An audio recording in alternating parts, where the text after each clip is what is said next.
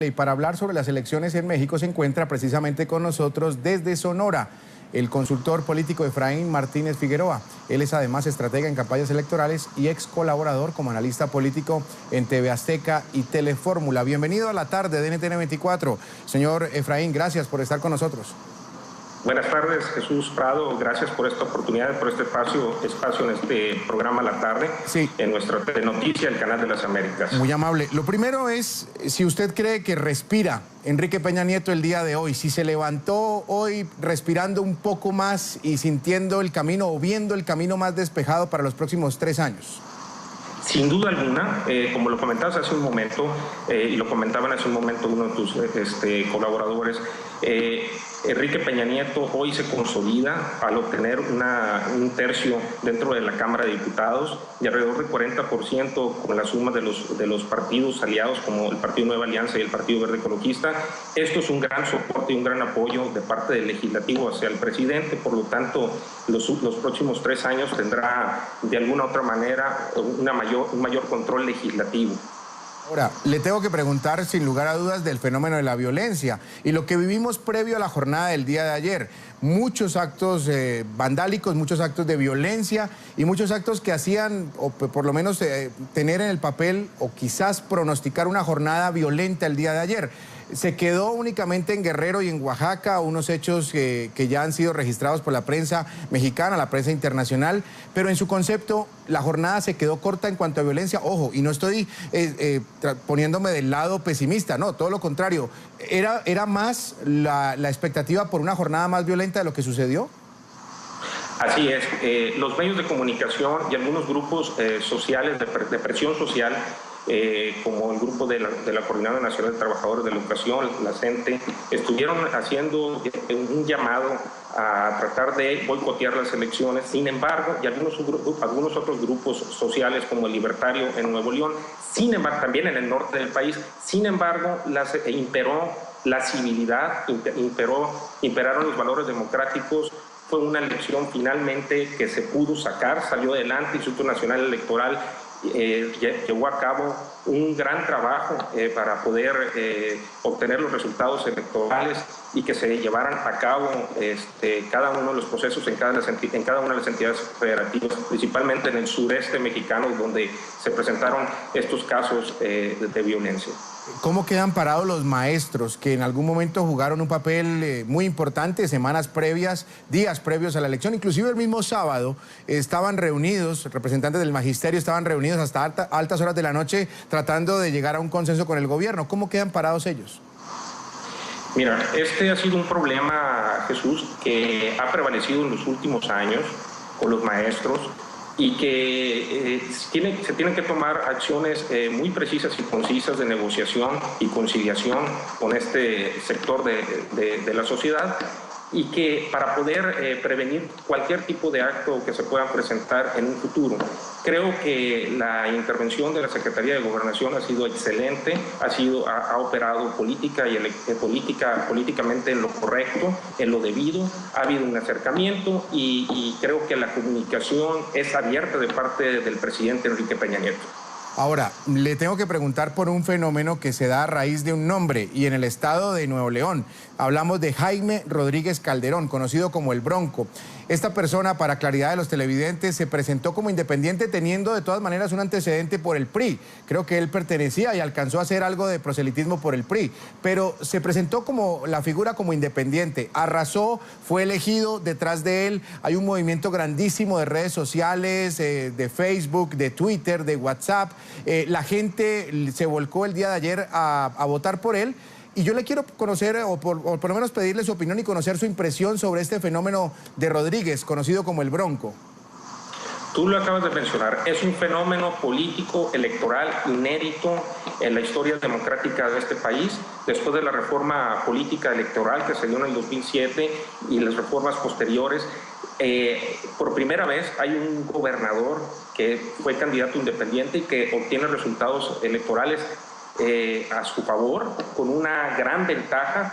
Esto prácticamente es un mensaje directo a la partidocracia, que ha sido uno de los problemas que se ha presentado en nuestro país, México, en los últimos años, de ese poder que tienen los partidos sobre el electorado, y que finalmente es una muestra de que sí pueden los candidatos independientes y los ciudadanos que tienen voluntad de participar en una elección. Como tú lo dijiste, efectivamente Jaime Rodríguez el Bronco es una persona que militó en el Partido Revolucionario Institucional, sin embargo logró los grandes consensos hoy como candidato independiente en Nuevo León, de los diversos segmentos y sectores de la sociedad civil y de los profesionistas, de los jóvenes, de las amas de casa.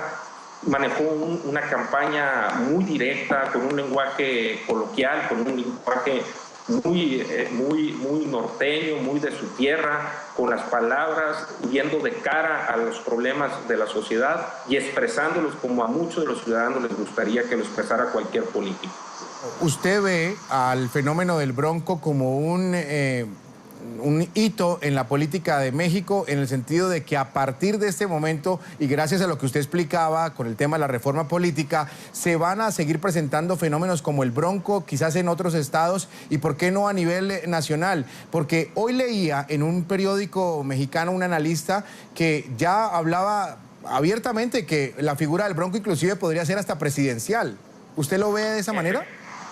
Efectivamente, ya hay varios analistas, varios periodistas, articulistas, editorialistas que han mencionado ese escenario donde Jaime Rodríguez el Bronco pudiera ser candidato a la presidencia de la República. Eso lo veremos después de algunos años, creo en los próximos restantes 3 años, de aquí al 2018, pero yo creo que su primer compromiso sin duda alguna es resolver los problemas y responderle a cada una de las demandas sociales de la gente, de los ciudadanos de Nuevo León.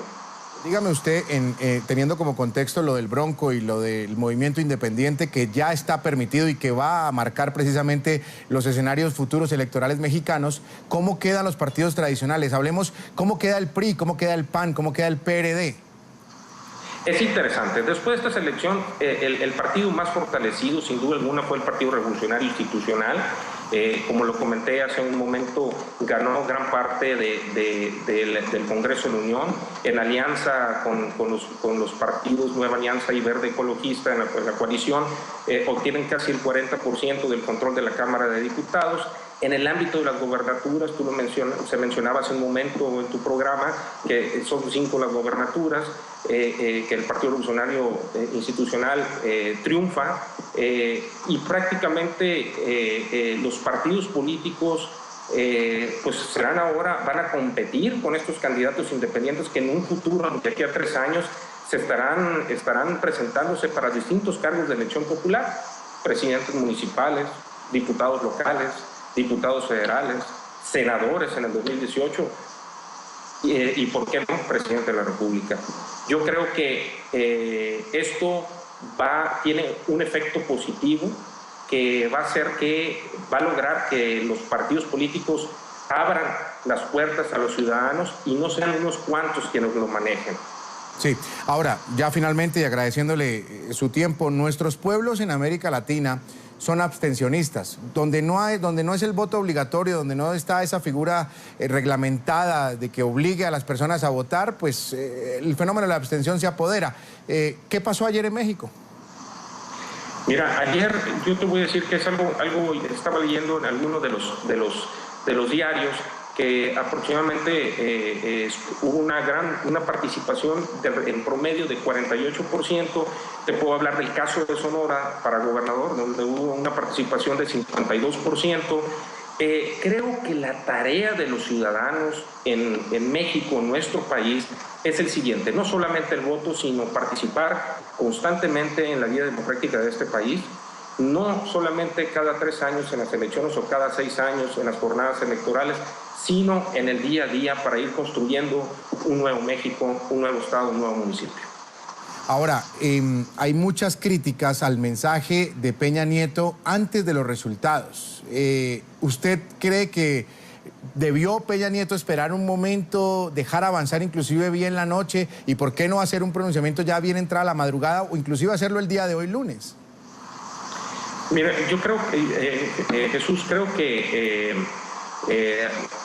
La postura que debe ejercer cualquier presidente de la República siempre debe ser con respeto y cordialidad a todas las fuerzas políticas, a las distintas ideologías, a las distintas ideologías y partidos políticos, corrientes críticas, pero creo que la parte de institucionalidad que ha presentado y ha ejemplificado el presidente de la República siempre ha sido de una manera muy formal y de una manera muy abierta, muy concisa, sencilla y precisa con los diversos partidos políticos.